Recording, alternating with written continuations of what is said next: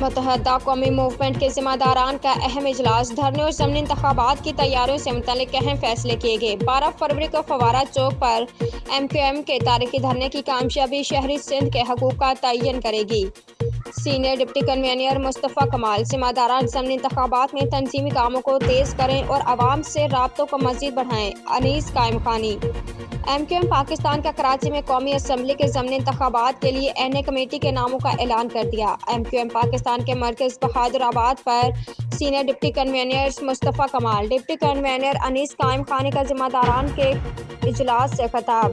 اس موقع پر senior deputy convener doctor Farooq Sattar, deputy convener عبدالوسیم اراکین، رابطہ کمیٹی مسعود محمود، عبدالقادر خانزادہ، شبیر قائم خانی، نیک محمد، شاکر علی سمیت دیگر ارکان بھی موجود تھے۔